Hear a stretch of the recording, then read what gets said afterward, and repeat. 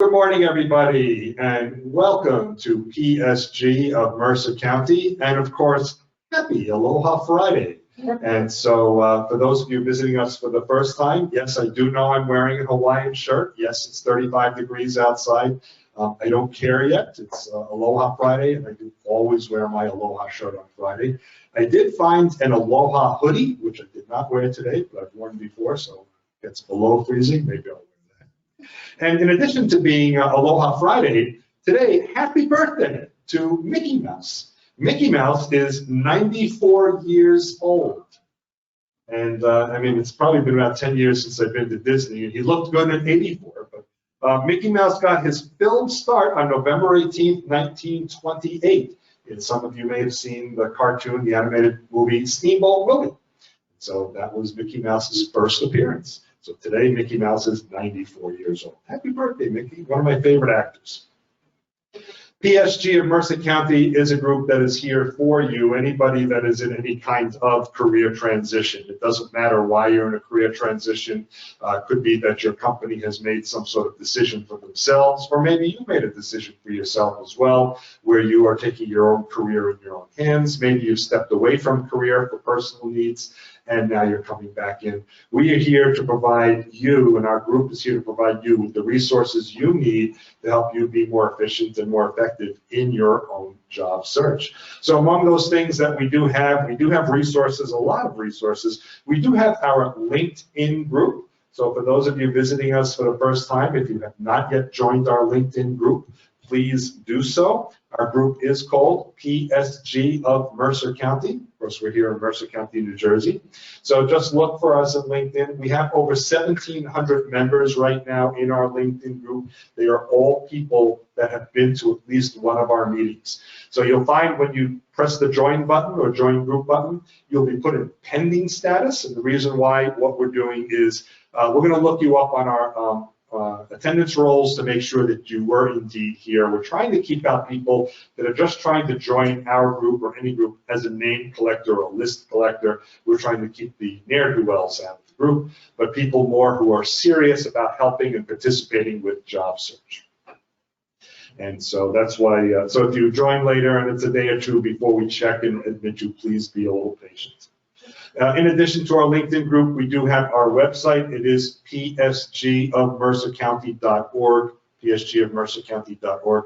It is more than just a landing page and event calendar. It is over 120 web pages of content. There is a lot of information that is there. Along the top, you'll see a menu item called Professional Development as an example. When you click on that and the Professional Development page opens, you'll see a link for e-learning, which is remote learning. When you click on that, the page opens and it has links to 90 other e-learning websites. So not all of them are free, a lot of them are, but if you were wondering where can I get a certification or some new training and how do I find the best e-learning sites, I can promise you there are 90 there. There's a good chance you will find exactly what you need in terms of the education and training that you want. Some of them are free, some of them are membership, some of them are you just pay for the class that is of interest to you. So go check that out, plus the other 119 other pages that are there as well. In just a moment, I'm going to turn the session over to Joey. I will take my microphone with me. He is wired up, which is nice. But let you know what the ground rules are. For the experience today, Joey is going to be using this easel. For those of you virtually, what you're going to want to do is change your setting at the top of the screen. Right now, it may say View Everyone or View Active Cameras, so you see a number of people that are presenting or participating, I should say. What you're going to want to do virtually is change that to Who's Talking. Click on the Who's Talking. And as long as Joey is going to be doing most of the talking, your presentation will then be of the session, which includes the easel and Joey by its side. And so you'll get to see him a bit more close up. But I think it'll be a better experience for you doing it that way. Of course, those of us here, well, we get to see Joey in person, so that's nice. As for questions and answers, if you have a question on any one of the topics, so Joey does like to keep these programs interactive. He may ask a question of all of you in the room. Just raise your hand, of course. if you respond with more than something very short, we may ask you to use the microphone just so it's easy to hear. It's a yes, no, no worries. And then those of you remotely, unmute yourself quickly at that time. Ask your question, and then when your discussion with Joey is over, put yourself back on mute. We're just trying to keep any of the accidental background noise, or if you're typing, or if it's leaf blowing season, if the leaves are being blown outside your window, we don't want those sounds coming through. So keep yourselves on mute, but when you're speaking with Joey, of course, he'll engage you, you can engage with him. So those are the ground rules for today. And so let's see. PSG of Mercer County is pleased to welcome back Joey Himelfarb. Joey has been selling, training, and serving clients for over 25 years. He recently published his first book, Don't Paint Your Kitchen, How to Sell Yourself and Get the Job You Want. Thank you. I just got my own copy. I got to read a preview, which was wonderful, so thank you for a real copy. Now, whether it's with multi-million-dollar Fortune 100 companies around the world or consumer products in a homeowner's backyard, Joey always enjoys helping his clients get from where they are to where they want to be. He uses his problem-solving techniques to help professionals at all levels maintain a positive attitude and an optimistic approach to work and life. Joey's passion is being on stage and encouraging people to maintain a positive mental attitude. His presentations are always thought-provoking and entertaining. Joey's contention is that we sell every day, and being negative serves no function at all. To that end, on a regular basis, Joey leads discussions and facilitates seminars designed for job seekers, career changers, small business owners, and people struggling with substance abuse and addiction. PSG of Mercer County is very pleased to welcome coach, business development consultant, and now author, Joey Himelfarb. Thank you, Dave. Thank you very much. Thank you. Thank you very much. Don't stop. Don't stop. Keep going. Keep on. Thanks for coming, everybody, and hopefully you guys can see me on the screen. It's a pleasure to be back live in person. If I think about it, it's been 3 years since I've done something like this. COVID came around in the beginning of 2020, so I would say fall of 2019 was when the last time I made a public presentation. So it's a joy to be back in the public and have this conversation. Of course, people who are virtual as well. But here we are today talking about selling yourself. And what I'm going to do for all of you here in the audience as well as on virtual is that I want to share with you a couple of ideas that I've had over the years about selling and selling yourself in the job market. And this all comes from, I was let go from my company way back when, was sent to an outplacement organization. And then when I finished my stint there, they sent me to a networking group. Well, back in 2003, networking groups were few and far between. I don't know what they were. So you go to this group, you sit in a room, and they traipse in speakers, and they teach you how to write resumes, how to research companies, I don't know, dress for an interview, technical type stuff. And you support each other and you help each other out. So I did that for weeks on end. And it was great, and it was fun, and I met people, and I became friends with people. But over time, it became obvious to me that some of the people I was with were pretty upset, and me as well, right? Because we're out of work. We're just out of work. It wasn't fun. Some of these people were not only upset and depressed, they were downright despondent. Some of them have been out of work for 2 days, but some of them 2 years. And I said to them, I said, you know what, you can't walk around, being down in the dumps and thinking that the world owes you a job. It's the second one. It says, you keep maintaining this attitude that the world owes you a job, and you're going to be here next year. You'll still be in this networking group because no one's going to want to talk to you. You're not doing a good job of selling yourself. And as soon as I said that, I was like, you know what? I love to sell, and I love to present, which you'll soon find out. So let me be one of these speakers. Let me share what I've learned about selling. Because there's a science to selling, but there's also an art. But in my mind, selling yourself is selling. And so I quickly in my mind put together a presentation, went home, wrote it out, called up the moderator the next day and said, I'd like to be one of those speakers. I want to share my thoughts and ideas about how I can help job seekers stop thinking of themselves as job seekers and think of themselves as salespeople. And he said, sure, come on, do it. I said, great. So I'll do it once or twice. I'll slink back in the audience, and that'll be that. That was 2003. It's 2022, almost 2023.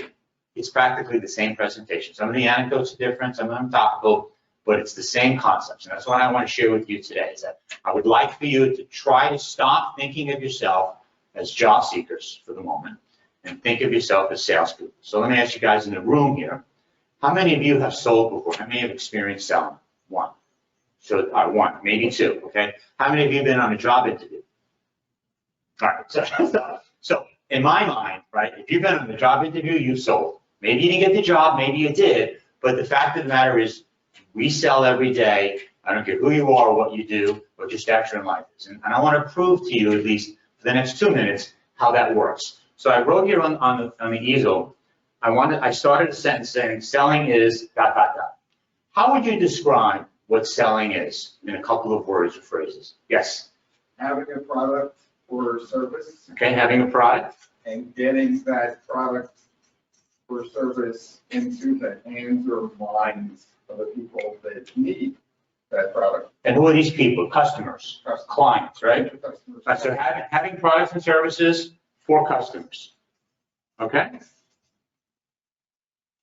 Everybody who's virtual, can you read my handwriting? Can you see my board? Okay? All right, what else? What else, folks? Influencing mindset. Influencing, okay? Thank you. What else? What's selling? How would you describe what selling is? Yes? Somebody has a need. Somebody has a need. Something. A need for something. A need for speed. Okay. Anybody online? Any ideas? Any thoughts? Go ahead, Nancy. How you fill the gaps, how you do things, I guess, that they need. Well, that's the need for something. Okay. I don't know. Solve their problems? Yeah. Okay. What else? Give me one more. Persuade someone to buy your product. Say it again. Persuade someone to buy your product. Okay, thank you. Okay. So I'm just described. This is your list, right? This is what you told me selling is. Having a product or service for a customer or a client. Influencing them. Filling the gaps, solving problems, and persuading. Isn't this what you do in the job search? Isn't this what you do when you write your cover letters? Isn't this what you do when you hopefully get an interview? Isn't this what you do when you negotiate for a position? Isn't this what you do? This is what you do. This is selling yourself, right? But here's the irony. And if you don't remember anything else from the next hour or so that we're here, here's the irony of selling yourself. It's not about you. Who's it about? It's about the customer. It's about them. If there was a spotlight in the room, it would be on them, not on you, right? They're the ones who should be talking. You're the one who should be listening. That's selling. That in 2022, that is selling. It's not the old days where I ran down your throat all this information and make you buy something because all I need is one more widget to be sold and I get to go on Broadway, get to go to see a Broadway play with my family. Customer goes, how does that help me? I don't know, but it helps me. I can take my family to a Broadway play, right? So it's not about you, it's about them. So if you don't remember anything else, stop thinking about how much you need a job, because I know you do, all right? We all know that. But do you think the hiring managers care about what you need? What do they care about? What they need, right? What problems and gaps do they have in their lives that's making their lives miserable? And what can you bring to the table to close those gaps?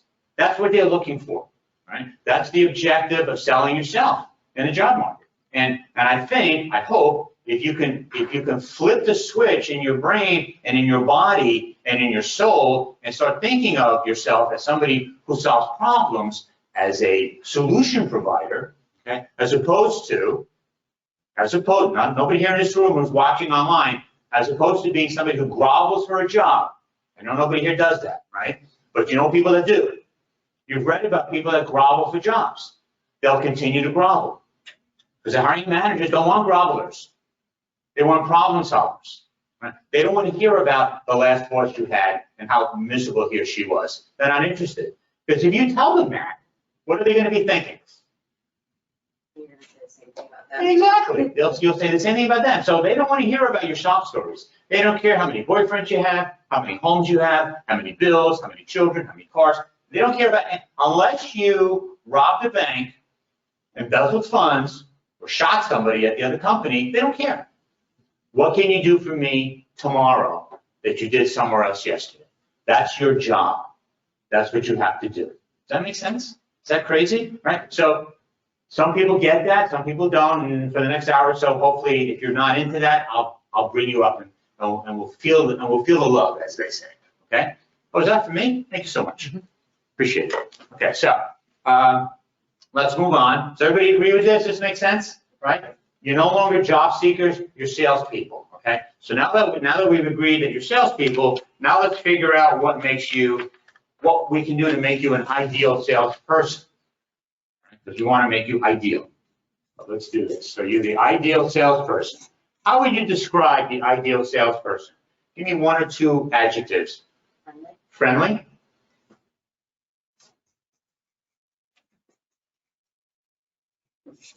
Convincing. Convincing. Thank you. Confident. Confident. Is that what I heard? Confident. Okay.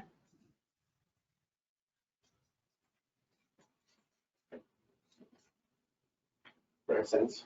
I'm sorry. Executive presence. Presence. Yeah. What do you mean by that?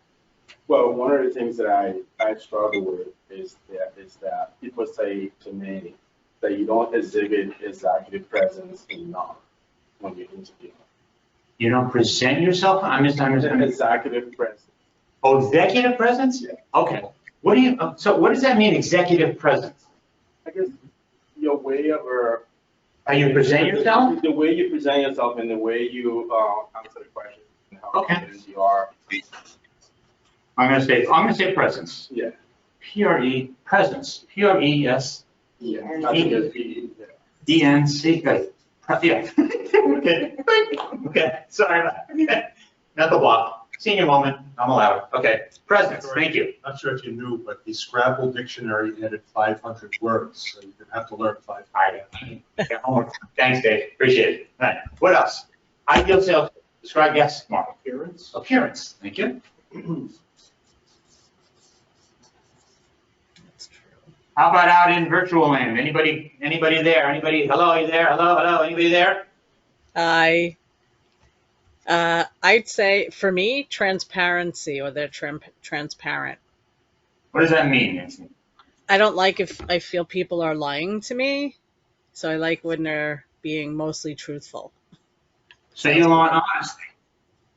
Yeah, honesty. Yep. Yeah, what a concept, right? You know what a concept. Persuasive and engaged. Sorry? Persuasive and engaged. Persuasive? Yeah, it's Persuasive. convincing, Yeah. Persuasive. I'll put it down here. and engaged. Persuasive, sorry. And engaging, is that what I heard? Yep. Okay, all right. Can you read my handwriting? I know I'm writing quickly, I apologize, but is it readable at least, okay? It's coming Mhm. through clear. Is it? Okay, great, thank you guys, appreciate it. What else? I got a little bit more white space here. Tell me some adjectives that describe for you the ideal salesperson. Solution focused. What was that? Solution focused. Solution, oh, thank you, solution. Solution focused. Okay. Sense of humor, thank you, Mark. Sense of humor. Curiosity. Curiosity.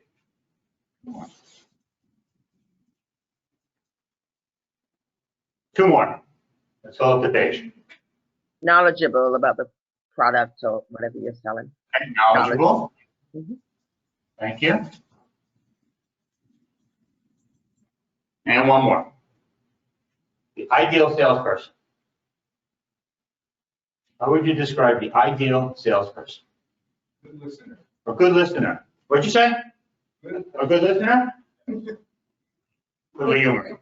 Very little. Okay. Again, I'm your scribe. This is your list. Now, look at this list. Make it a different marker. We're now going to categorize these items, these adjectives, if you will, two ways. These are either attitudinal type things that you bring to the table. I really can't teach you. I possibly could, but it's in you or you can develop it. Or it's technical. It's something I could actually have you read a book about, maybe make you study, maybe take a test, grade you on it. It's technical type stuff, right? So it's either attitudinal or technical. They could be both or one or the other. There's no right or wrong answer, right? But we're going to go through the list and you're going to tell me what you think they are, A or T or both. So friendly, A. Convincing, A. A, okay? And remember, people online can chime in as well. Please, thank you, Dave. Confident, is that attitudinal or technical? A. A, okay? How about a presence? A. A. How about appearance? A. Anybody see a pattern here so far? Okay. Transparency or honesty? A, right? That's something you can only project. You never know if the seller is transparent. You can- Right, but I can't, how do I test you on that? How do I make you read a book about it and make you honest? It's hard to do, right? Can't do that, right? So I'm gonna lump those together as an A. They may lie about reading a book. Yeah. Yes, they might, yeah.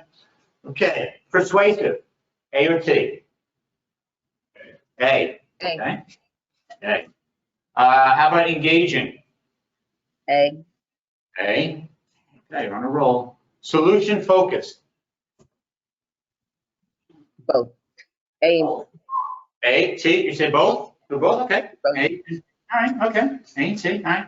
How about a sense of humor? A. A, okay. Curiosity?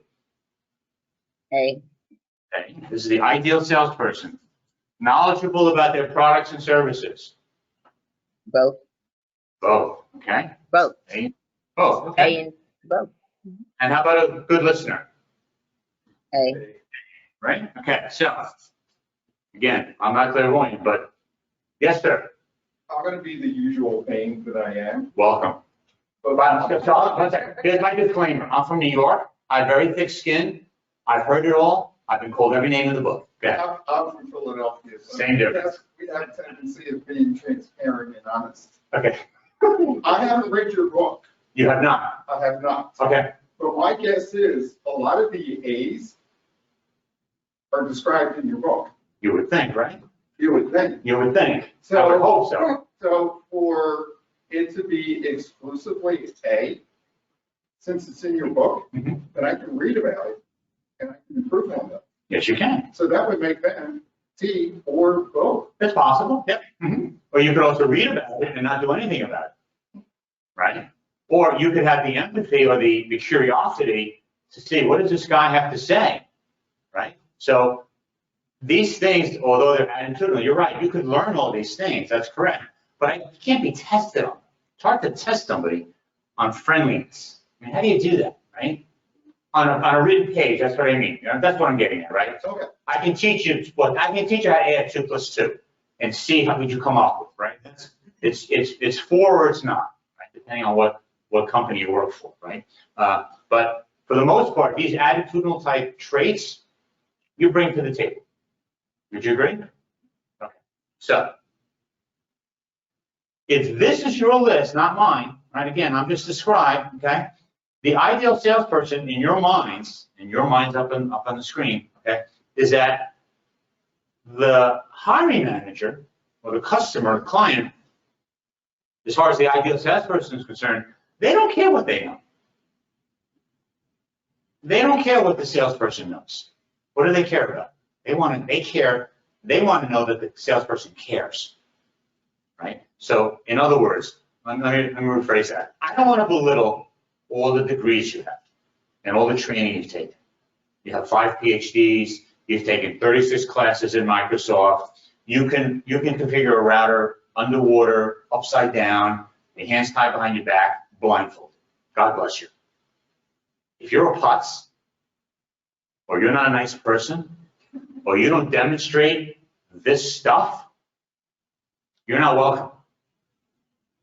Right? Because unless you are relegated to the basement floor and sitting in front of a computer, that's where you belong if you don't have this person here, right? Because this is who we're looking for. The hiring managers need people that they can bring into their organization, right? And fit in, right? Because there's two things that they're trying to accomplish, the hiring manager. Can you do the job, and will you fit in? Can you do the job? They can tell that from your resume. Assuming you tell them the truth. I know everybody here and online is telling the truth on their resume. So from the resume, they can tell quickly whether you can do the job or not. Do you fit in? That's a different story. I can't tell from your resume. I got to meet you face to face, mano a mano, as they say, right? We have to have a conversation. If we're having a conversation and you don't look at me in the face, that's a problem. Right? If we're having a conversation and all you do is belittle the people you used to work with, that's a problem. Right? If you can demonstrate this stuff in your cover letters, in your resumes, in your interviews, you're way ahead of the game. That makes sense? And I think that this is critical. You need to put them on a platform. You have to put them on a pedestal. You have to demonstrate to them that you've done your homework and that you care about what they're trying to accomplish. And how do you know what they're trying to accomplish? Well, you've done your research, you've done your homework, you've Googled their name. If they're a public company, you've looked at their 10K from the SEC, right? The Security Exchange Commission has them write a 10K report on what their business is, what they're all about. Right? If it's not a public company, and that's a little bit more challenging, but you can still do homework. You can do Google alerts, you can do news alerts, you can go into your LinkedIn profile, find out who's worked at that company. There's ways you can find out. But when you go into the interview and you don't know any of this stuff, and you just walk in, you go, here I am, I'm your knight in shining armor, it doesn't work that way. It's not that easy. You got to sell yourself. And as much as you want to tout yourself, which you do, the onus is on you to tell them, here's what I've learned about you, and here's about the risk that you're dealing with and the challenges you're facing. And I've even done a SWOT analysis about you from what I know, and here's where I think opportunities lie for you. And let me share with you. So that is you not groveling for a job. That is you demonstrating that you can solve problems, that you can provide solutions for this company. Does that make sense? Okay. Anybody online? Any thoughts, comments online? Shout them out. Good? I feel awkward looking back at the screen. I don't want to do that. I'm not going to do that, all right? So I know you're back there. I see the camera in front of me. So anybody else, any comments, thoughts about this? How are we doing? Are we all right? Are we in the right room? All right? All right, is this helping? Okay, makes sense? Right, salespeople, right? I've been selling for a long time. Let me tell you, some of my greatest sales came from the fact that I asked a lot of questions and kept my mouth shut and just listened to them, all right? Okay, so now I'm gonna give you a couple of traits of successful salespeople. Make it easy for you. They all start with the letter D. And the first one we'll do with, let's make a big D here. The first one is desire. You've got to have a desire. So everybody familiar with the book Think and Grow Rich by Napoleon Hill? Just happen to have a copy of it right here. Have you heard of this book, Napoleon Hill? So Napoleon Hill was recruited by Andrew Carnegie back in the day in the 1910s, 1920s. Andrew Carnegie introduced Napoleon Hill to 500 of his closest friends who were all multimillionaires at the time, and said to Napoleon, go meet with these people, have lunch, breakfast, dinner, whatever, figure out what makes them tick.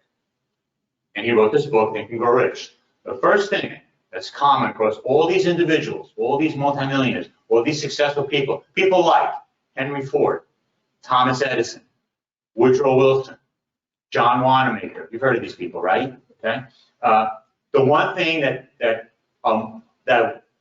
covered all of their backgrounds was that they all had a desire to be, do, or have something. They wanted to be someone, they wanted to do something, or they wanted to have something.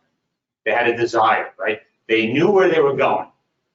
They had a goal. So how does that translate to job seekers and salespeople? Remember, job seekers, really.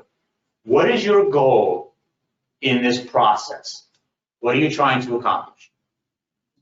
Get a job. What job? Any job? Which job? Which job? The job you're applying. The job you're applying for. Which job might that be? Any job? Dream job.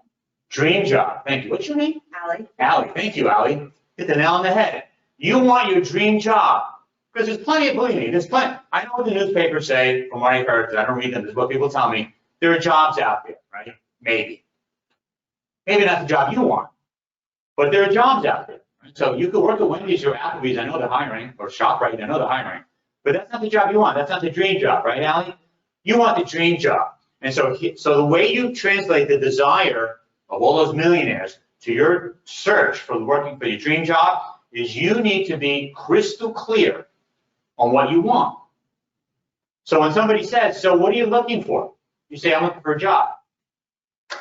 That doesn't help. That doesn't help the cause, right? You got to be as specific as possible. And you got to write down the job that you want that you would see advertised somewhere. If you saw it written in a newspaper, online, or you heard about it, you got to be as specific as possible. And and to make it easy for you, you just got to think about in 4th grade when they taught us how to write an article for the newspaper, you got to answer who, what, why, where, when, and how, right? So why is this dream job for you? Do you like to analyze data? Do you like to manage people? Do you like to build things? Right? Do you like to take things apart? Why is this job your dream job? Okay, I can't answer that for you, only you can, right? Who are you in this job? Are you in charge? Are you a worker bee? Are you a C-level? Are you running the whole show? Are you by yourself? Are you sitting alone in the basement, typing away, right? Or are you out in the front lines dealing with customers? Who are you? Right? What's your role? What's your title? Right? What about the job makes it special and unique? What skills do you need? Any type of certifications or licenses? How about a degree? Do you need a degree from school? Do you even need a degree? I don't know. Do you need a master's or a PhD? I don't know. What is it about this job that is so dreamlike for you? What makes it a dream for you? What skills and certifications and licenses and degrees do you need, if any? Okay. Where are you doing this job? Are you doing it remotely? Are you working virtually from your living room, from your bedroom? Are you wearing pajamas? Are you commuting? Are you going into the city? Are you going to a farm? Are you working in a factory? I can't answer these questions, only you can. But these are the things you got to ask yourself, right? How often are you working? 9 to 5? 8 to 4? Evenings? Weekends? Holidays? Be specific. Write it all down. You need to be laser focused, right? Most importantly, how are you going to learn about this job? I gave you some clues. LinkedIn, Google, right? YouTube. You know, between Google and YouTube, the world is at your fingertips. Between Google and YouTube, anytime I ask my kids a question, I have to stop myself and say, you know what, I'll Google it, right? Because that's what they'll tell me to do, right? So it's all out there. Anything you pop, remember how we used to have to go to a library to get information? Not anymore. You have no more excuses now, right? So how you learn about these jobs is out there. Even networking events, right? Your network itself, talk to people, right? You've got to be laser focused. Why? Because while you're looking for work, what's happening? You're getting distracted, right? You've got to have this desire, right? Now, if this desire is not in place, it becomes a distraction. Not distraction. D is not the distraction I'm looking for. Here's what's missing. If you don't have a desire, you won't have a drive. And you need the drive. You need the drive to push you forward. Because what's happening in your job search is you're getting distracted. Your friends are calling saying, did you see what's on the news today? They're sending you cat videos, jokes of the day, right? This is all, you know this, right? The news is, who knows what's going on in the news? I don't even watch the news anymore. That's a whole other story. You got to be laser focused, right? When all this stuff is pervading your life, you got to just cut through the clutter, right? And you got to get to what you want, your dream job. Right? And the other reason that you do that is because if you write it out and somebody says, what are you doing? Funny you should ask. Here's a copy of my dream job. Here's what I'm looking for. So now you've got feet on the street, as we say in sales. You've got a sales force through your friends and family and network of people that can help you while you're looking for work. And your network is not just friends and family. It really should be not only including them, it should also be people that you know that know a ton of people. So for example, your accountant has clients, your hairstylist has clients, right? Your auto mechanic has customers, right? All these people that deal with the public, your doctors, your dentists, right? All these people that deal with the public, they need to know that you're looking for work, because they'll be talking to a patient or a client, and somewhere in that conversation, something will come up. Some client will say, my company's looking for X. If you happen to be somebody who wants to be X, who knows? I can't guarantee it, right? No guarantee that'll happen. I guarantee you don't publicize this, it won't happen, right? So being driven is important. When you think about football players, right? So American football players, the running back receives the ball from the quarterback, okay? So when he receives the ball from the quarterback, what is his objective with this ball? What's he gonna do? Get to the end zone. And what's that line in front of the end zone, Allie? What's that line called? Goal line. It's a goal. It's called a goal line for a reason, right? Because that running back with that football is doing one of two things. Yes, he's trying to score a touchdown, but he's also trying to avoid tackles, right? And while he's avoiding tackles, he may not always be running forward towards the goal line.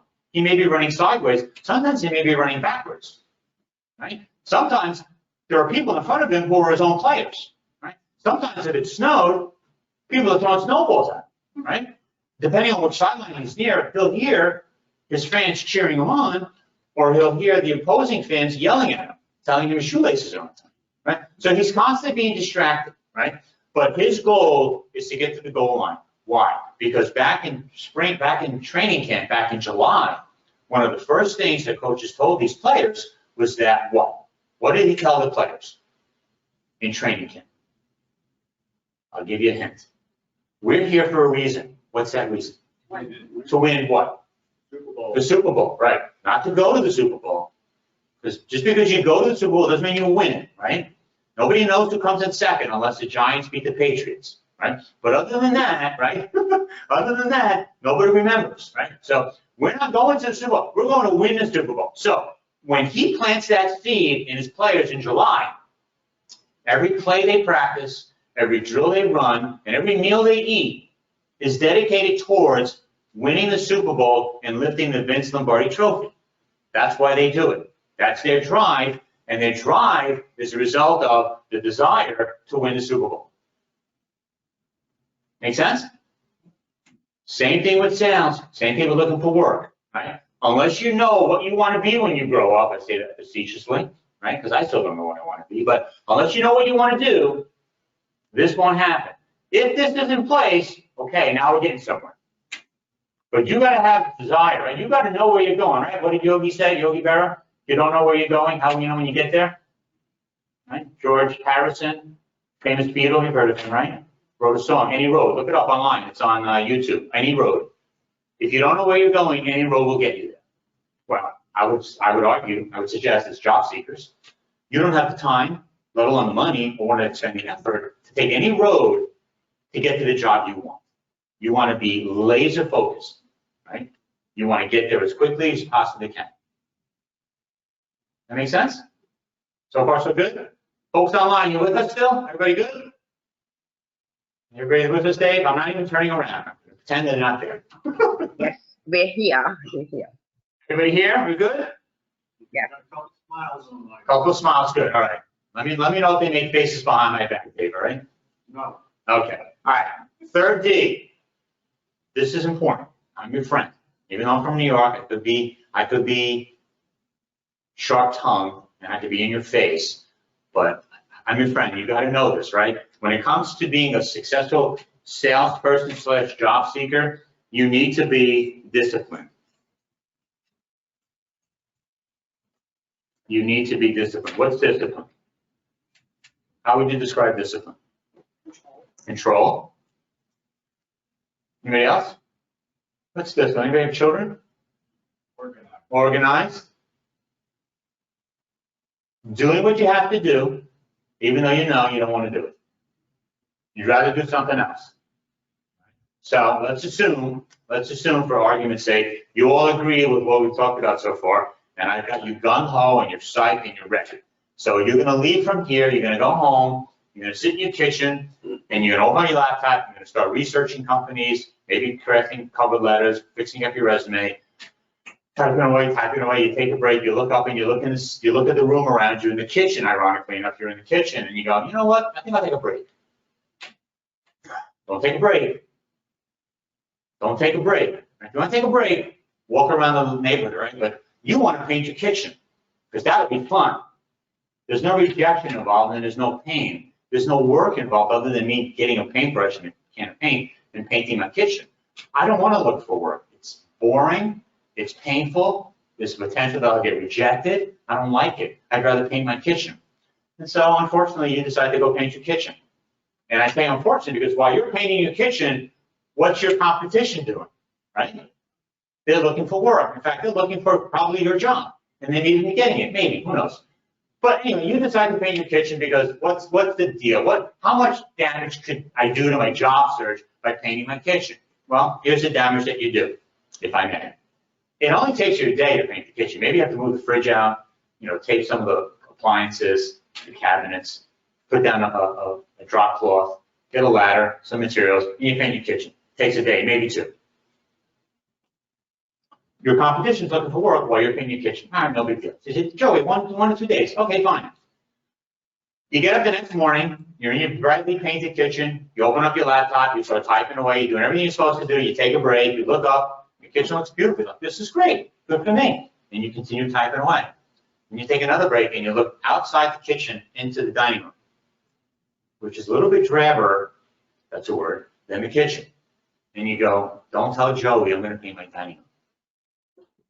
That's a problem, because now the dining room involves effort, right? There's crown molding, chair rail moldings, there's heavy furniture, there's a chandelier, it's a nightmare. That's going to take you at least a week to do the dining room. So 2 days for the kitchen, a week for the dining room. That's a long time in a job search to not be looking for work while your competition is looking for work and possibly getting your job. And it doesn't end at the dining room, you know that, right? It doesn't. Because you got bedrooms, you got hallways, you got a foyer, right? You got a laundry room, possibly a garage. I mean, it's crazy. So 2 months later, you've painted your house, it's beautiful, but 2 months have gone by in your job search. You haven't done anything.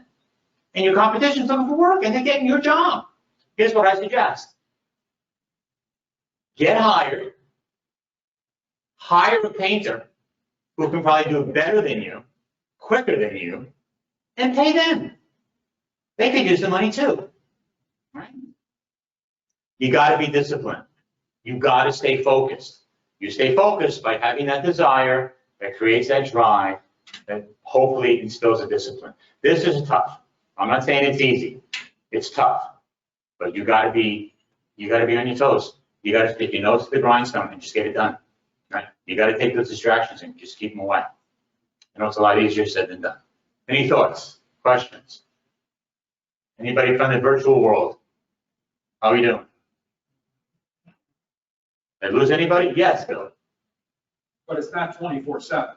It's definitely not 24/7. Thank you, Bill. Please do not look for work 24/7. You are not machines, right? You need a break.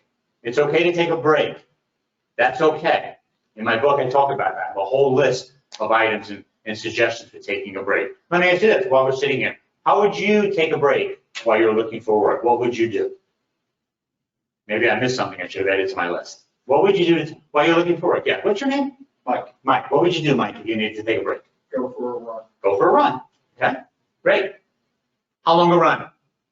Depends on the need. Okay. Even a marathon. Even if you want to run a marathon, I'll give you that, okay? Run a marathon, that'll make you feel better, okay? What else? What else can you do? Take a break. Meditate. Meditate? Lunch? Breakfast? Dinner? Snack? That's okay. Yeah, you're not a machine. You gotta eat. It's okay. What else? What other things can you do to take a break? How about virtual land? What things can you do to take a break while you're looking for work? Play with your kids. Play with your kids. What's that? I can't. Go to the gym. Someone is talking online. Just speak up a little bit. We don't hear you clearly. Oh, exercise. Go to the gym. Right? Exercise, go to the gym, go outside, right? Take a nap, garden, sew, cook, clean, make a mess, do something, right? Take a break. Nancy, you were raising your hand? Oh, yeah, watch something that'll make you laugh. Right. Mel Brooks, Robin Williams. I mean, YouTube and Google, the world is at your fingertips, right? About Frasier. Frasier too. You remember my story about Frasier, right? Yeah. So as the story goes, I have bad days. We all have bad days, right? We all have bad days. Right? My bad days last no longer than 26 minutes, because that's how long it takes me to watch an episode of Frasier. If I even watch an episode, sometimes I just watch a scene. If I watch 2 minutes of a particular scene, I'm good. And I already know so many scenes that I can just Google them or YouTube them, watch them for 2.5 minutes, and I'm back. But that's me. You're different. You know, you do whatever you want, right? Whatever floats your boat. But yes, to Bill's point, don't do this 24/7. You'll burn yourself out. It's not fun. Don't do that. It's okay to take a break. Okay? Anything else? Any other comments? Virtual line. Anybody else? We good? Okay. Yep, nothing in chat. Nothing in chat. Okay, thank you, Dave. Okay. Next D. Good, successful salespeople are detectives. What do I mean by that? They pay attention to what's going on around them. So let's assume you have an interview. You're lucky enough to have an interview, right? And in that interview, the hiring manager is sitting there at his or her desk. Their hands are folded, or their arms are folded, or their legs are crossed, whatever the case may be. And they're presenting this way to you. What are you thinking when you're seeing that bodily, nonverbal behavior? Mike, you're shaking your head. What? Closed off. Closed off. Not connecting. It's not, no, yes, Alan. They're kind of like already made up their mind about you. They made up their mind about it. Imagine you're sitting there trying to sell yourself on getting this job, and the hiring manager, the person with the keys to the kingdom, is sitting there crossed and effectively, now you don't know this, but just what you're thinking, based on what they're doing, they're closed off. They're like, I'll just go through the motions and have this conversation, and when we're done, we're done. Imagine you're thinking that. That may not be what they're saying, but they're conveying that non-verbally, right? It's frightening. It could almost be debilitating. What if you're in an interview and you're doing that, and the hiring manager sees you doing that? What do they think? You're not that interested. You're not interested. Yes, Derek. Thumbs down. Thumbs down, right? Right? So be careful. When you're in an interview, be open-minded. Be open. I'm not saying, play yourself out there, right? The world is their oyster, right? But be conscious of it, right? It's okay every night to fold your arms. It's okay, but don't assume that position for 45 minutes. That's not good, right? And so let me give you this tip, if I may. And I use this in my job search, and it worked well. And if you can do this, that'd be great. If it works for you, let me know. When you're talking when you're in an interview in face-to-face, or even maybe virtually, and you say something, and you notice that the person you're talking to leans forward, or if their hands or their arms are crossed, they open up. If you can somehow pick up on if you can pick up on that action and remember what you said to make them do that, and make a note to yourself, because you've already, when the interview started, you said, is it okay if I take notes, right? And they all say yes. Nobody says no, right? So you're taking notes. And in your notes, you see them lean forward, or you see them open up, or their eyes get wide, or they say something. Tell me more about that. If you can, in the heat of the moment, make a note to yourself, what did I just say? What did I just comment on, right? Even if it's a word, right? Just jot it down. When the interview's over, and you write your thank you note, which you will write your thank you note, right? And you send either a postcard or an email or both, right? In that written communication, regurgitate, for lack of a better word, what you said. Somehow, some way, squeeze it into the thank you note. Here's what happens. When they get that thank you note, they're going to read that. And if they're human, hopefully they are, they're going to read something that they heard that you said in the interview. that made you open up to them. And who knows where that will lead. Okay? That's being a detective. That's paying attention and listening and watching and observing. Okay? Very important. How many of you do not put your college graduation date on your resume because you don't want them to know how old you are? Anybody here do that? Everybody here put their college graduation date? How about people online, on virtual? Anybody not put their college graduation date online? Yeah. I mean, on your resume? Yeah, You don't I was told not to do that, so it's not there. You were told not to put the date on the resume. Correct. Because why? I'm not sure why. Well, they'll probably presume how old you are, I would think. So, now, what I'm about to tell you is my opinion. It's not right or wrong, it's mine. I'm not saying what's right or wrong. I don't know what's right or wrong. I don't know what this woman was told is right or wrong, but what I'm going to tell you is what I think is right. If you don't put your college graduation date on your resume, and I'm reading your resume, what am I thinking? What's the first thing I'm thinking when I don't see your college date on the resume? Possibly I didn't graduate. Thank you, Allie. I didn't think of that, but yeah, okay, maybe I didn't graduate. What else? You're hiding something. Hiding something, right? You're hiding something? Too old, right? So the one thing you don't want to bring to the hiring manager's attention is immediately in their face. Immediately they're thinking, this person's hiding their college graduation date because they know that I can subtract and figure out how old they are. So immediately they're thinking that. So that's the first thing. Secondly, surprises. If the resume doesn't have the college graduation date on there, what else is missing? What else are they not disclosing? Now, I don't know if this is what they're thinking, the hiring manager. They might be, I don't know. But I don't want to give them that opportunity. I want them to focus on me and all of my accomplishments. And I want them to see that I not only graduated from college, but I did it this year. Because here's the thing. If they like you, they're going to do a background check. And if you didn't graduate, they'll figure that out. And if you did graduate, they'll know when you did. So why make it any more difficult for them or create that obstacle or that stepping stone to make them jump through hoops to get you into their fold, right? Lay it out on the line. No surprises. Yes, Dave. And it's your effort as well. So you've hidden the fact that you're over a certain age. You've convinced them. They invite you for the interview. You get there and you look old. Right.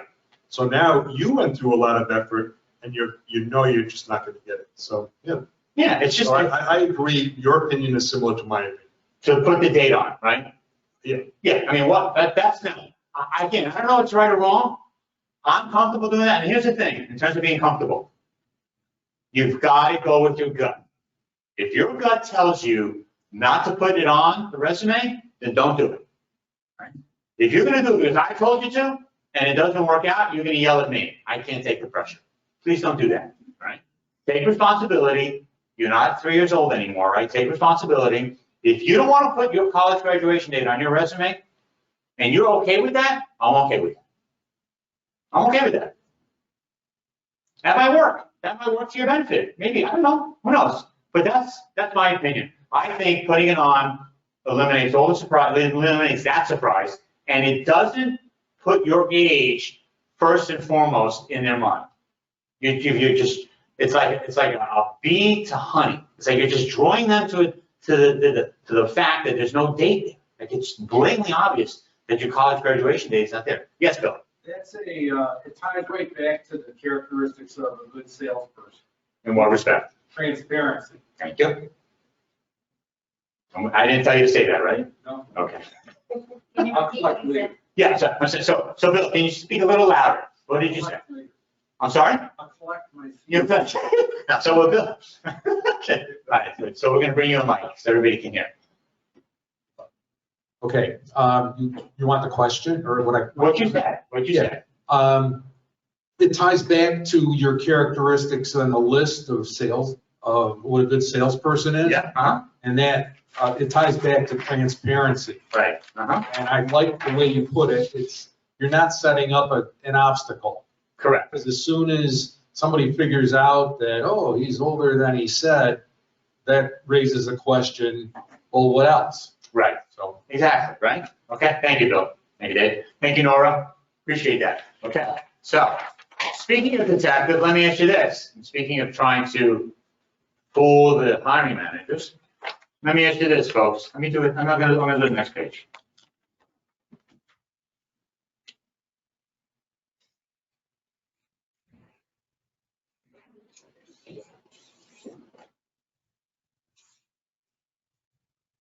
That's my phone number.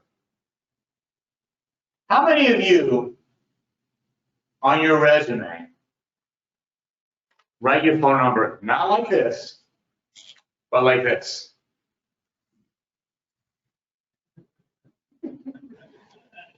If you do, if you write your phone number like this with these parentheses, you might as well put your college graduation date on there as well. Because if you ask anybody who's 30 or younger, even 35 or younger, ask them to write their phone number, they will never use parentheses. They use dots because it looks cool. It looks like an IP address. It's hip, right? Maybe they'll put dashes. They'll never use parentheses.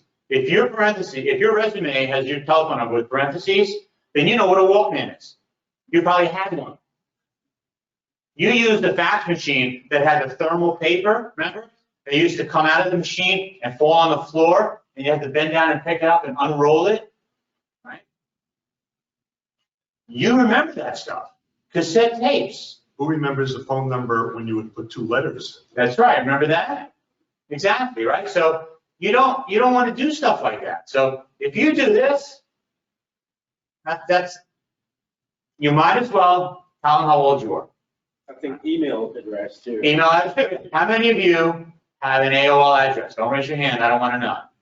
Okay? I don't want to know. Right? How many of you remember receiving in the mail every day, a CD from AOL/Prodigy every freaking day? That people were making artistic creations with these CDs. Right? They were making Christmas trees. They were making cars. Right? Every day we got this stuff, right? Change your email address, okay? And it shouldn't be cute, and it shouldn't be funny. Right? It should be your name somehow, somebody with Gmail, right, or MSN or something. Right? AOL, Yahoo, I don't know. It's iffy, right? It's iffy, but yeah, your email, yes. What's your name? Mozart, thank you. So yeah, so your email is important, right? So thank you. Right? So again, your resume, everything you're presenting in your resume is you, right? So be careful with that, okay? What you don't say speaks volumes. Same thing with them. When they're with you in the interview, if they're not speaking, but they're demonstrating verbal communication, non-verbal communication, that's important, right? How about in the interview, your interview, and the hiring manager does this? What's your take on that? You're boring, right? What happens if you're in the interview and you do this? What happens in the interview if you close your eyes like that? You fall asleep. Would you say that the interview is over? Yeah. Right? Try to get your interviews in the morning. Try if you can. Certainly not after lunch. Not after you eat. You can, okay? But for me, the most dangerous nonverbal action or nonverbal communication you can present to a hiring manager, it's so dangerous and it's so innocuous, and we do it all the time. I know we don't think about it. I know we don't think about it because I see people do it all the time, right? If you're in an interview, I beg of you, don't do this. Right? You'll see I'm not even wearing a watch, right? Because I don't want to run the risk that while I'm sitting here on a Friday morning presenting to all of you and those of you online, I don't want to run the risk of accidentally looking at my watch. Now, I may be looking at my watch to know how much time I have left because I want to be courteous of your time, right? But there's a clock in the back of the room that I can see out of the corner of my eye. So you don't even know, if I can say that, you wouldn't even know that, right? So I'm being courteous to you by not making eye contact with that clock because it's, I don't know, Not nice to do that, right? But yeah, people in an interview will do that. If you do that and the hiring manager sees you do that, what's he or she thinking? You're ready to go. You're ready to go, right? What if you're in an interview and the hiring manager does that? What are you thinking? He's ready to go. She's ready to go, right? It's like, why are you doing that? Right? So if you don't have to wear a watch, don't. Now, probably where you're going to be, there'll be a clock somewhere, or you can always say, how much time do we have? There's nothing wrong with saying, right, Mike? There's nothing wrong with saying how much time. Because here's the other thing. Let me tell you something else they taught us in sales school. If you think you're getting an hour, assume you're getting 15 minutes. So plan accordingly. So if you think you're going to get an hour, it's possible they're going to give you 15 minutes. What will you do with that 15 minutes? Will you say, let's reschedule? That's a possibility. Will you say, is there another time we should reschedule, right? 15 minutes is really not a lot of time, but that may be the only time you have. Be prepared. Make sure you know exactly what you want to say in less than 15 minutes. Yes, Mike? It goes back to your description of what a good salesperson is. Asking how much time do we have to get to this respective of that individual. Absolutely, yeah. And it also, like you said, it comes into you. I've got X amount of time to get my point. Right. Thank you. Yep. Okay. It's just courteous, right? It's just a common courtesy, right? But to non-verbally look at your watch. In your experience, though, if in the interview process, and someone asks you, walk me through your background, what do you think? How long can you go and finally walk them through your background? Is there a time limitation? Yeah. Yeah. Oh, so repeat. Can you repeat the thing? We're going to read your mic. Can you repeat? So the question is, so when you're asked to talk about yourself, how much time do you give yourself to talk? Right? Yep. Well, let me ask you, how much time do you think is appropriate to talk about yourself? Yes, Mike. An appropriate amount of time to answer the person's who asked the question. Right. To answer their question, which is kind of hidden. They don't want to know what your background is. Right. They want to know how your background can meet their needs. Right.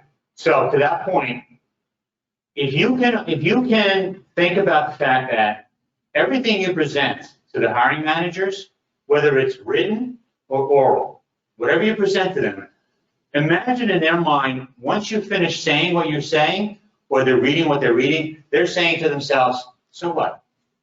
Why is this person telling me this? Why is this person writing this down? Why do I need to know this, right? So imagine that, right? So the longer you speak, the longer you blab, for lack of a better word, the harder it is for them to answer that question. It becomes even more difficult, right? So, because remember, they're trying to get somebody to help them get all their monkeys off their back, right? That's what they're looking for. Who can help them, right? If you go into a whole diatribe, I was born 2,500 years ago, right? They don't want to know that. That's not important to them, right? Get to the heart of the matter and do it quickly. I would say practice to have an answer that's less than a minute long. That's what I would suggest. And then you could always ask them if they want more. You can always ask them if they want more information. Right. Okay. That's a great point, right? You can always say, so when you finish it, is there anything else you need to know from me? What else can I share with you, right? Put the ball back in their court, right? But yeah. So a 15-minute answer could be way too long, right? 30 seconds, that's a little too short, but a minute, that's a good, now a minute goes quick.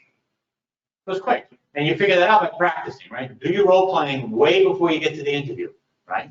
Make sure you practice and you go through the motions of hearing your answers based on the questions you think they're going to ask you. It's all practice, right? It's very important. Okay? So far, so good? Anything else? Yes. Yes, ma'am. Good? Okay, great. All right, so let me go back to my D's. We're almost done. The last D I want to talk to you about is being determined.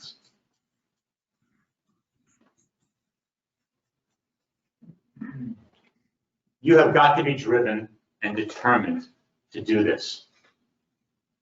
I'm going to show you something. I don't know if you guys can see it. Can you guys see this virtually? How's that look? Small, right? I'm gonna put it right up there. I'm gonna put it right there. Can I see it now? How's it look? See that? Okay, I see people checking that. So what salespeople do is they create a chart for themselves, right? And on that chart, in fact, I'll do it here. I'll make it easy for everybody since we're sitting here, right? Let me do this. So they create a chart, and they keep track of how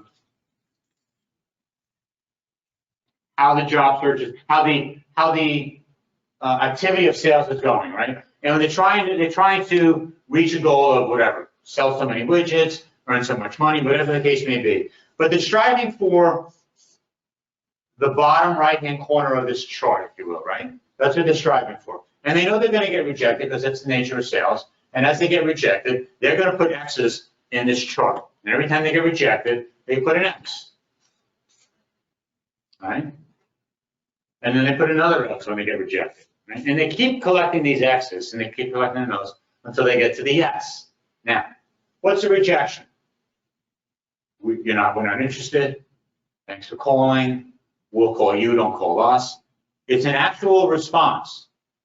It's not you sending an email asking for an interview and then not responding.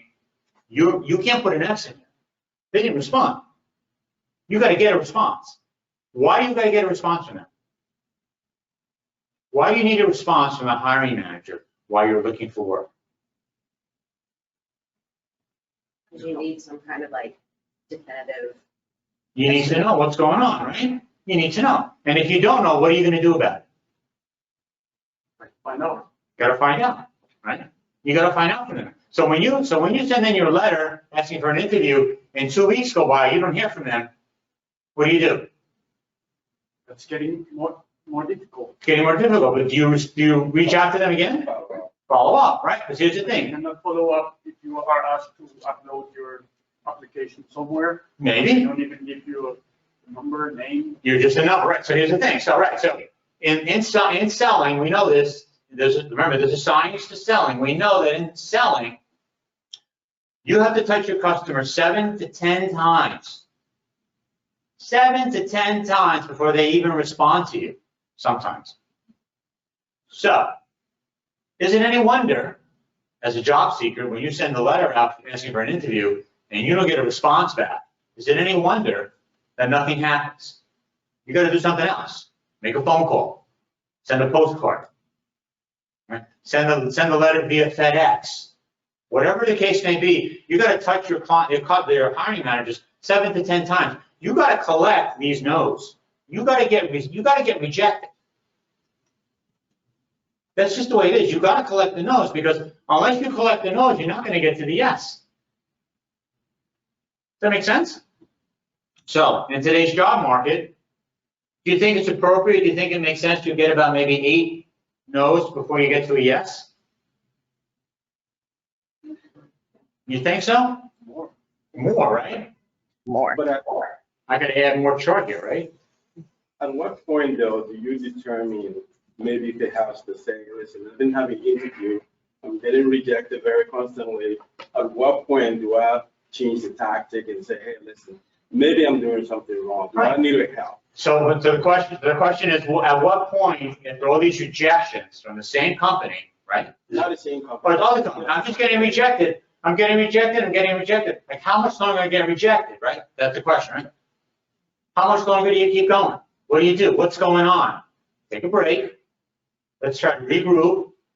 Figure out why is it that I'm not getting into. Are you getting interviews? Or you're not even getting interviews? I do. You get interviews. I'm getting interviews. But you don't get hired. I don't get hired. And you ask them why? Well, I'm thinking if there is something that I'm doing wrong. Have you asked them? Well, see, no. Okay. At what point do you want to continue to follow up? Because I don't want to.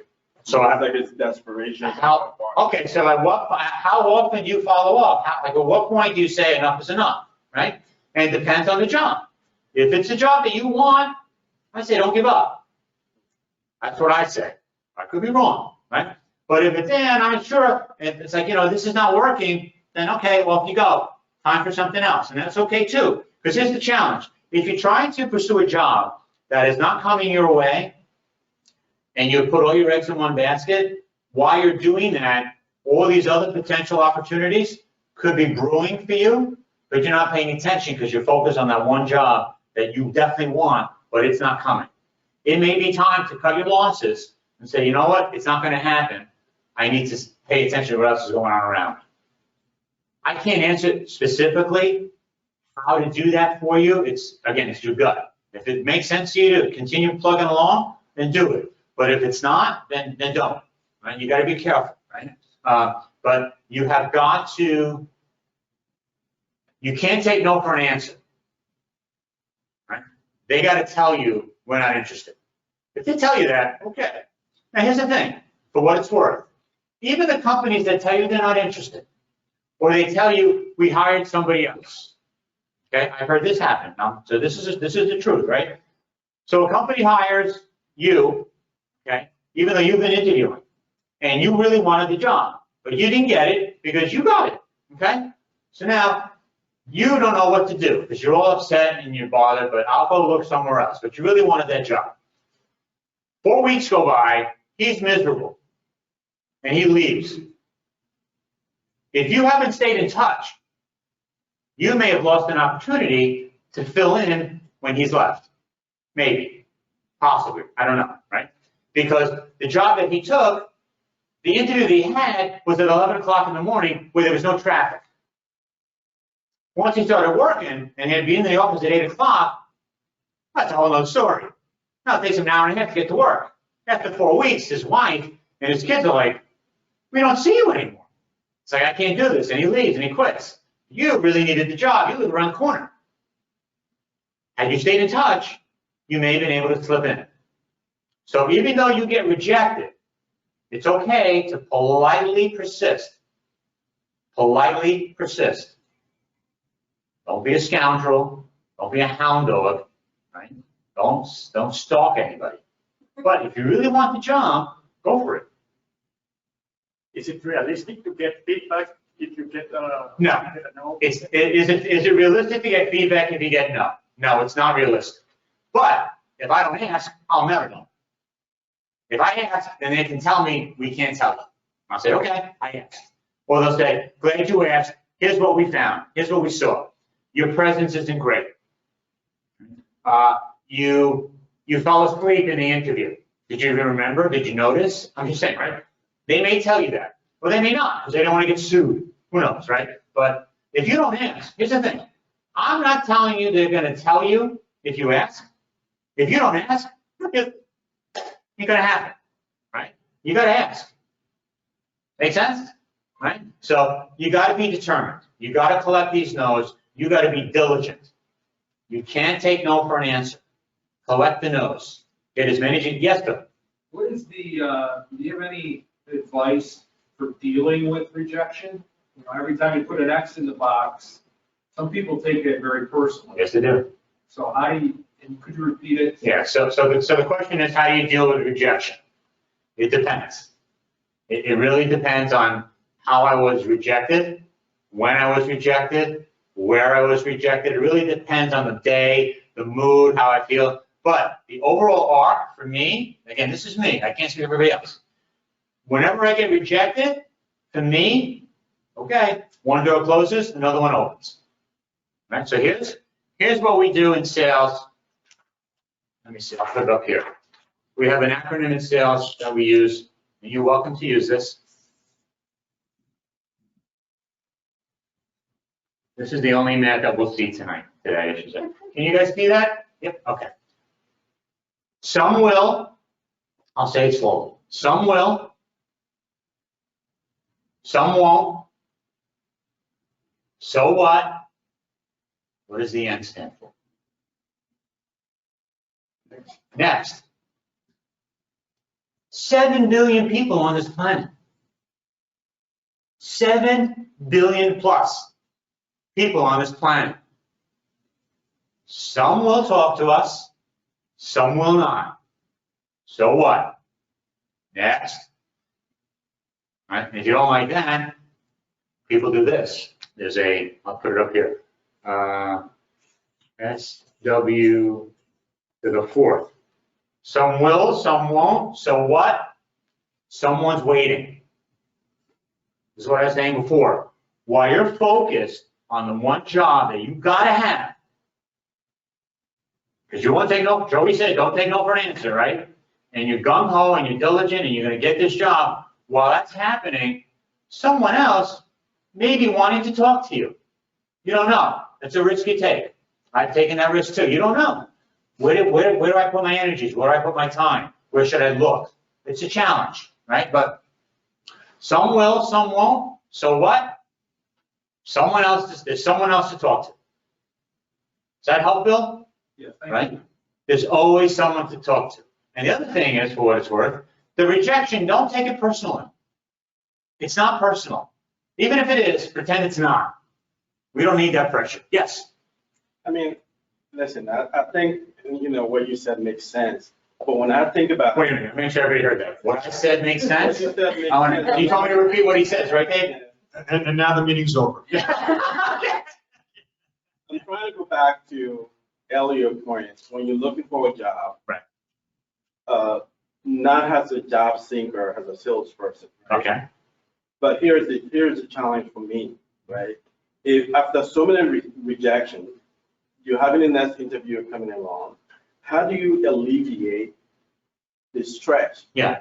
Right before interview? How do you leave that? Because I think in my mind it's very difficult to transition from job seeker because I'm really thinking, oh my God, I want this job. Right. And then getting yourself ready for it, the stress levels start kicking in and Okay. getting ready to go to So the stress level gets high, you're not ready for an interview, it's frustrating, it's stressful, and all these things are bubbling inside of you. Congratulations, you're human. It's okay. It's okay to feel that way, right? If you've done your practice beforehand, and you've role played, and you've gone through the motions, and you've sat in a room with somebody who pretended to be a hiring manager, who asked you questions that you think you're going to have to answer, and you answered them. In fact, if you recorded your answers, and you went back and watched the replay, watched the video of you responding to these questions, you may see and hear something in your responses that could be a clue as to why you're not getting the jobs. I don't know. It's possible, but try to eliminate as many variables as possible. When you watch athletes perform on television, professional athletes, and they're magicians in what they do, whether it's basketball or football or baseball or golf, hockey, I don't care what sport it is, you think they're unbelievable. You think they just started that sport that morning? They just picked it up that day? They've been practicing since they're 7 years old.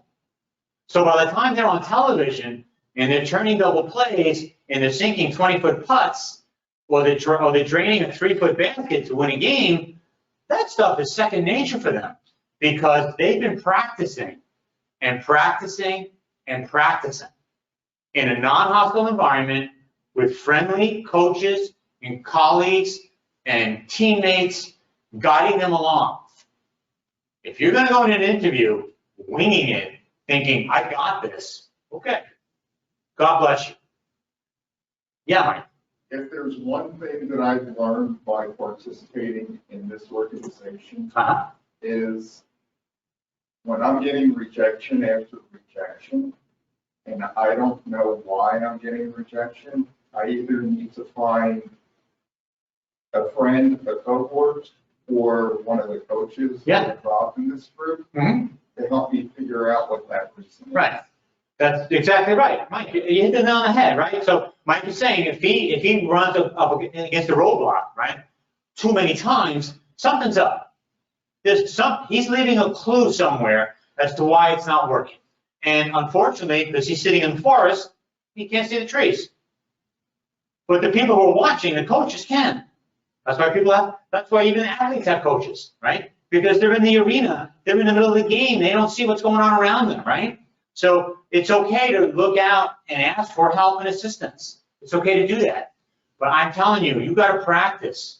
You've got to practice the art of selling yourself in an interview by practicing answering questions that you think you're going to answer, right? And yes, Bill. Just to add to that, I think of an interview, it's showtime. Yep. So I've done my research, I'm comfortable, but there are things I don't know. What I try to suppress, you're gonna have to repeat this, but I try to suppress the negative thought during the interview. Like, oh, I should have said that. No, you said it, it's done. Yeah. So don't get in your own way. Yeah. So what Bill is saying is that there's so much going on, right? There's so much happening, right, in the interview that there's only so much time available to you, and there's so many things you want to say, but you don't get to say them all. And at what point do you say, should I add some more? Should I hold back? It depends. It really depends on what's going on in that interview and what you feel you need to convey. That help? Right? So it's just, you got to practice. You can't just walk into an interview. It doesn't work that way, right? Not that easy. Okay? How are we doing so far? We good? Very good? How about virtual land? Anybody have any questions, thoughts, ideas, challenges? So one comment is sometimes a no means not now. Correct. Exactly. It's not now. Tomorrow's another day. Tomorrow's another day. Can I call you in a week? Right? Yes. May I call you in a week? May I call you in a week? Is that okay? Right? There's only one or two things are going to happen. Yes or no? Ask. What do you got to lose? Right? If they say yes, great. You put on the calendar, you call them in a week. If they say no, next. 7 billion people on the planet. Okay? Be determined, but be careful of tunnel vision, right? Be careful. Don't go down a rabbit hole. Right? Be careful. That's why you need a support group around you. You need people around you to help you, right? You gotta be careful. Okay? Anything else? Anything else in the chat, Dave? Not now, no. Not now? Okay. All right, so let me see. All right, so we got all these D's, right? Everybody good with this, right? Most successful salespeople exhibit one or all of these traits. I shouldn't say one or all of these traits. This is critical to a salesperson's success and to a job seeker's success, if I may, okay? So let me wrap up, because I want to share with you a couple of books that I've read over the years. I want to share them with you as well. And the first one is, again, Think and Grow Rich, as I told you about. Napoleon Hill is a great read. Some good stuff in here, okay? Psycho-Cybernetics from Maxwell Maltz. Maxwell Maltz was have you heard of Maxwell Maltz? Have you heard of this book, Psycho-Cybernetics? So Maxwell Maltz was a surgeon, plastic surgeon. People would come to him, fix their noses, their ears, whatever, they had bodily, whatever. He would fix whatever was not right for them in the patient's mind. And he would fix them, bandages would come off, and they would look great. But he was like, the patient would be like, it's not right, it doesn't look good. And a lot of patients would feel this way about the doctor's work. And it got to the point where he was getting self-conscious about his ability as a plastic surgeon until he realized it wasn't him, it was them. But it wasn't the outward appearance that was wrong. Well, that was bad. What was bad? Their perception. Their self-esteem, or no self-esteem. Didn't matter what he did externally. Internally, they were lost, and no matter what he did, it wouldn't help. So a lot of things we talked about today, you can find in here. Great read again. This one, As a Man Thinketh, by James Allen. This is interesting. This book is 45 pages long. It's not very big, but it is very cerebral. So if you have insomnia, this is a great book to read and have at your nightstand. Now, I say that jokingly, but here's the thing. Every paragraph in this book, you can write a book about. That's how deep this stuff is. Every paragraph deserves its own special attention, if you will, right? As a man thinketh. What you think about is what you become. So if you're going to walk around thinking the world owes you a job, woe is me, tail between your legs, chin on your chest, shoulders hunched, please, can you hire me? I need a job. Would you talk to somebody like this? Would you hire somebody like this? Right? This is what I'm, no. Be positive, be upbeat, right? That's why I say positive beats negative every day. Even if you have to fake it, right? Even if you have to fake it, right? Nobody wants to talk to a Debbie Downer or a toxic Tony. They're just toxic, okay? That's a great read. Another read, I don't have the book with me right now. Joey, the first two books, can you just tell me the title again? I'm going to put those in check. Sure. Think and Grow Rich by Napoleon Hill. Okay. And Psycho-Cybernetics by Maxwell Maltz.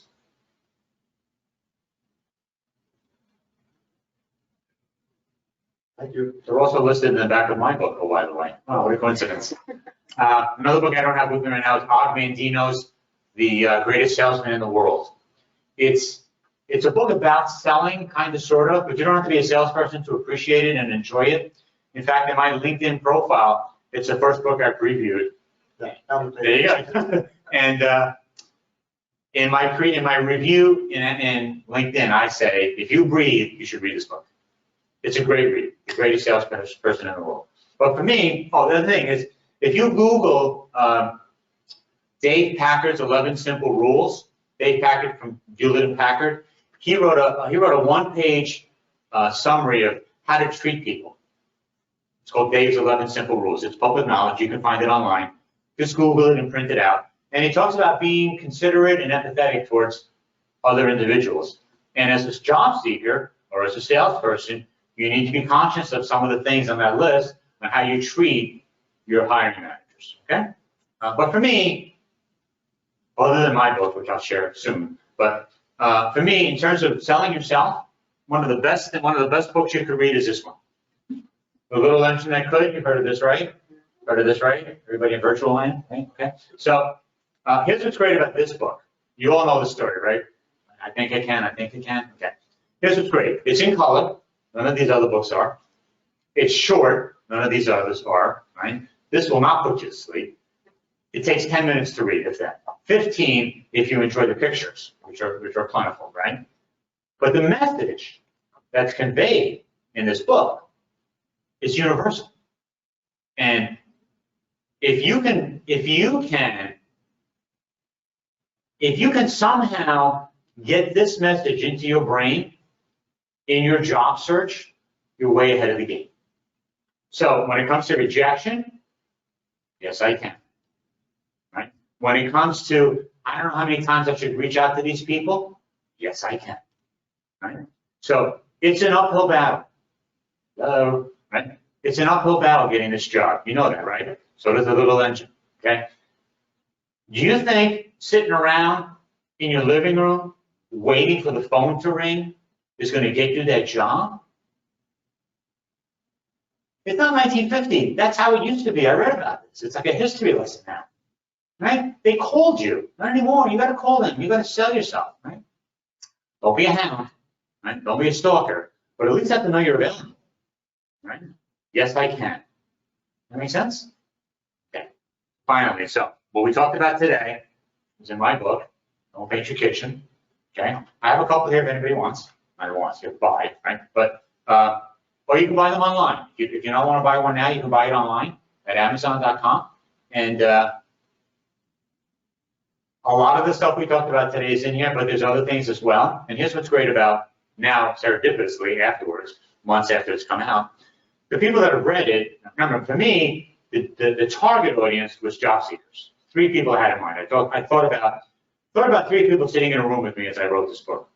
A group of students, either high school or college, who don't know about jobs. People that are unfortunately unemployed or in transition or are unemployed because through no fault of their own. And people that have been out of work because they've been taking care of a newborn or taking care of an elderly relative, right? So it's been 10 years or more that they've been out of the job market. So those 3 people, I imagine, group of people, sitting at a table with me as I wrote this book. I wrote the book, out it goes, right? James said, how to sell yourself and get the job you want. People have said to me, and the people have said, Joey, it's not just for job seekers. This is like a guide to living a positive-minded life.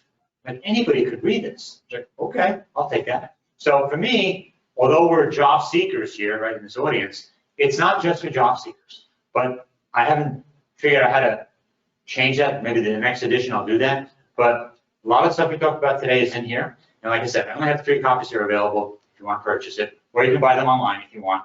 I'm low pressure sales. That's not why I'm here to convey the message. I'm not here to sell the book. That's not why I'm here. I'm here to just convey the message to help you sell yourself. If I've struck a chord, that's great. If I haven't, let me know.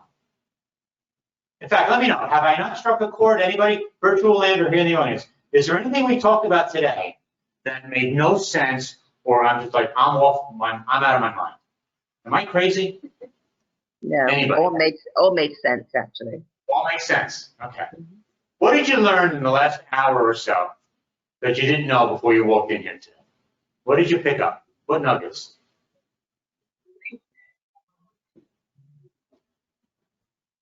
I know there's so many, right? I'll give you a chance to think about it. So many nuggets. Yeah, Mike. For me, it was your matrix of now and yes. The matrix of what? The matrix of getting. Oh, the no's and the yeses. Yeah, getting to know. Yeah. Let me share with you. Let me just show you something. So I'm not making this up, right? So we all have a notebook, right, that we keep notes in, right? Of people we talk to, interviews we've been on, right? So this was a book I used to keep in my kitchen that was not painted, right?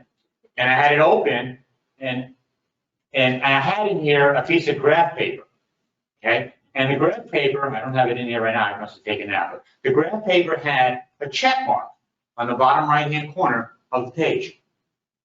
And I used to keep track of these no's.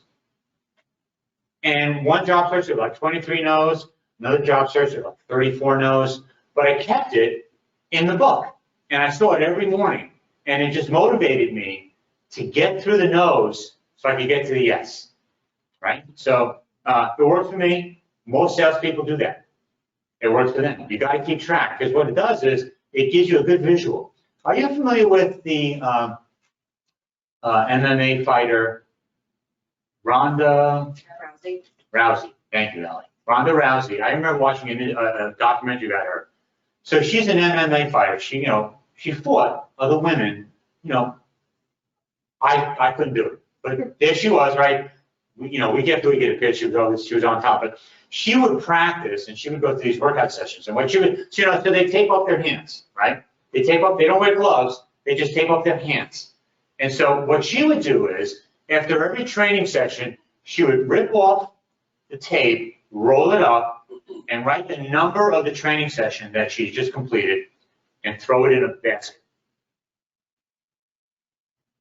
And then the next training session, she'd finish, she'd unwrap the tape, roll it up into a ball, and the ball was like as big as a softball, right? And write training session number 2 into the basket. In this documentary, the basket was this high with these softball type balls of tape. So don't you think for her, when she goes into fight, she has this visual reminder of what she's gone through before she steps into the ring to fight her opponent. I'm not saying that you're fighting a fight, but you are, right?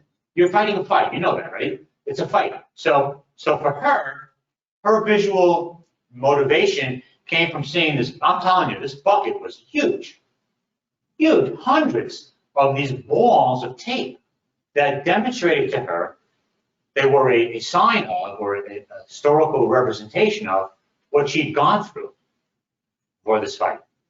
Those X's on your chart are the same thing. Those X's say to you, okay, I'm getting there. I'm getting there. I'm getting there. I'm getting there. I'm getting there. I'm getting there. Yes, I can. Yes, I can. Yes, I can. Right? It's all related, right? You can't just, it's not one and done. You can't send out one letter, expect an interview, not even get it, and even if you get it, you can't expect that you're going to get the job. Just plan for the worst and hope for the best, right? It's a fight. I guess it is a fight. It's a fight, okay? Anybody else? Any other thoughts? Any other comments? Any nuggets? Yes? Well, I already said, I think I agree with you that it's important to get at least a no. Get a no, right. Why is it important to get the no? Because you can move on. You can move on. You know. Now you know. Otherwise, you're in limbo land. If you don't know, then you're in limbo land. And that's not good. You don't want to be in limbo land. You want to move or not. You can't just sit still. Right? You got to move forward, and not knowing can be debilitating. So thank you. What's your name? Carlos. Carlos, thank you, Carlos. But again, what my point is, it is getting even harder to get that no, and you cannot really go back and ask because there's no one to ask. You don't have a person you contacted. Right. Yeah. You don't have an email address. You just have a website where you uploaded your stuff Yeah. and you get the confirmation from a no reply So email address, and that's it. So Carlos is feeling frustrated because there's nobody to talk to and nobody to help him. So if I may be so bold, here's one of the things you can do. Stop applying to those online sites because you're going into a black hole. Here's what I suggest you do. Go into your LinkedIn profile and find the people that you know, who know people that work at the companies that you want to work at. And do it that way. Get the person you know who knows somebody else who works at company X to walk your resume in to the hiring manager. That's how you get it done. Because submitting online, you might as well, we'll have the same conversation next year. You don't want to do that. Get out your LinkedIn profile, get into your LinkedIn network, and start doing research and finding out who knows somebody who works at a company where I want to work. Who knows someone who works at a company where I want to work. It's critical. That's how you do it. It's so much more effective. And then you have people that you can talk to. Yes, Bill? A variant Yes. on that is if you're working that, you can also follow the company. Yes. Because the company has recruiters that are sifting through LinkedIn looking for people with your job title. Yep. And if you show interest in the company, you rise in the list and you may get a call. Absolutely. Right. Thank you, Bill. Great point. Yes, Alex. So I personally have a little bit of a issue with sometimes being too transparent. Yes. Because of my husband being in the military. Yes. And many companies will be like, I don't want to invest. You're only going to be here for 3 years. Yes, right. Type of. That's a challenge. How do you deal with that? May I ask? It's a challenge, right? It's frustrating. Yeah. Yeah. It's like a constant, like, okay, I understand. However, for the time being.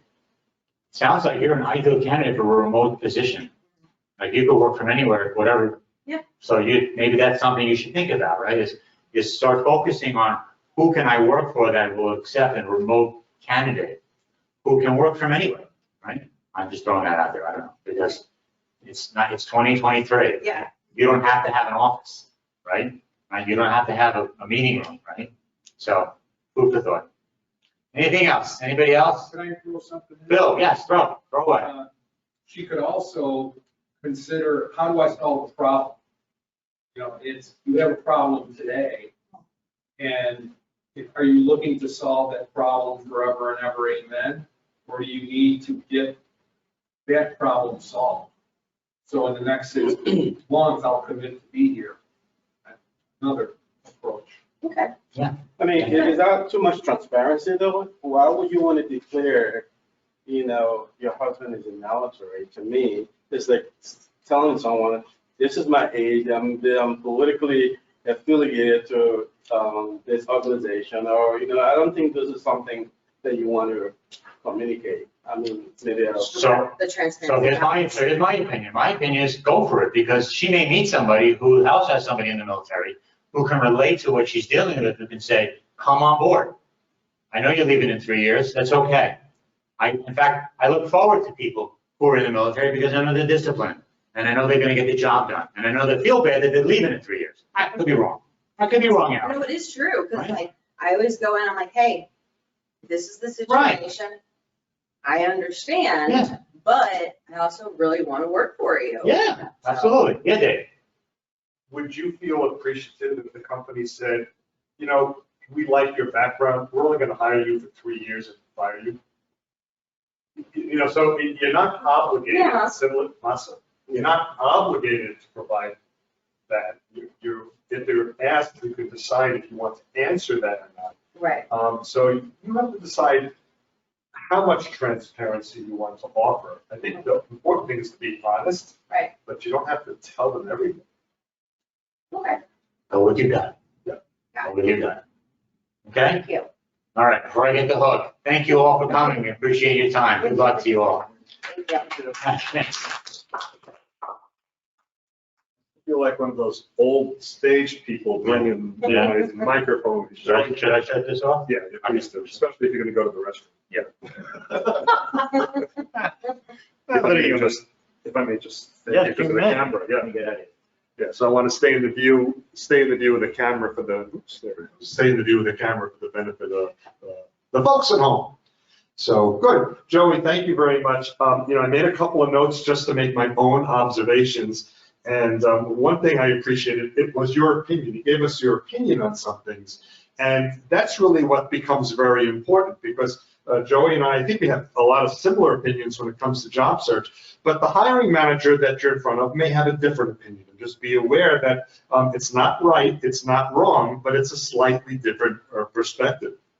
When we were talking a little earlier about rejection and making sure you get that answer if you can, I have a slightly different opinion. It doesn't matter why they rejected you. And here's why. I'm going to pick on Masa. We don't know each other.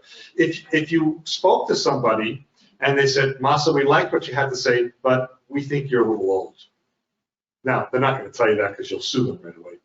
And you're going to think, oh my goodness, I'm old. What about the next company who says, we need your experience. We need someone who's savvy, who's got years of experience. So the reason one company doesn't hire us may not be relevant to the next company. Don't get hung up with it. But I think what's important, what Joey was getting at, if you see a trend, maybe some self-assessment becomes important. Is there something that's consistent in my presentation or my style? Or am I falling asleep in every interview? That's what you pointed out. So do a little bit of a self-assessment, but don't get hung up with the specific reason why. And the same with the 3 years. Someone may say, like Joey said, we need someone who's got a solid military association. That's valuable to us. We like that mindset. And someone will say, we don't. And they're just different opinions. Politely persist. I actually have a story related to that, which was in 2000, I pursued a company, I interviewed, and I came in second. And I knew I came in second. It was between me and another person to manage a software team. And I didn't get the job. A few months later, I landed another position, and I stayed in touch with that other hiring manager. Hey, I'm in the area, just want to let you know, maybe we could have lunch. We emailed 2 or 3 times over 4 months, 5 months, but we never connected. It turns out they had another manager position open about 4 or 5 months later. And the company where I wasn't settling in. I wasn't happy there. And so he remembered me, called me, and then I got hired. I was there 12 years. So yeah, that persistence pays. Persistence doesn't have to be stalking. Right. It could just be reach out, stay in touch. Hey, I read an article. This was of interest. Something friendly like that, friendly and professional. I did a little quick research on Joey's book. I also read his book. I was honored to be asked to read it before it was published. Right now on Amazon, it has 4.9 stars. There are 47 reviews. So a lot of people are getting a lot of value out of it. If you're interested, speak with Joey or buy it on Amazon. I want to let you know also what's coming up over the next couple of weeks. We do like to keep you informed. Now, those of you who are on our email list, you'll get an email each week from us reminding you of what our meeting programs are going to be. Next Friday is Black Friday. That's not a bad thing. But because of the holiday weekend, we are going to take next Friday off. So we will not be here in person. We will not be streaming as well. If you miss us, if you need to see us, go to our YouTube channel. We have about 110 or so videos from prior programs. You may want to go look at that. Access our YouTube channel right from our website.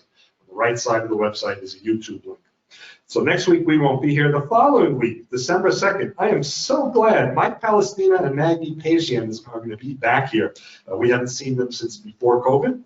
Developing your personal leadership vision. They are such strong presenters. They've got great insight into management perspectives and developing a presence, so you may want to participate. We will be right here again facilitating, or of course we are still streaming. And then other groups that are still, of course, running, our cousin organizations. PSG of Central New Jersey meets Mondays at 10:30, psgcnj.biz. And PSG of Morris County meets Wednesdays at 9:30, psgmc.org. So that's what we've got coming up over the next couple of weeks. So for those of you virtually and everyone here, do have a happy Thanksgiving. Sorry we won't see you next week, but hope you have a nice holiday and nice travel home in case you're doing that. And otherwise, until we get to see you again, either in person or virtually, we'll simply say bye, everybody.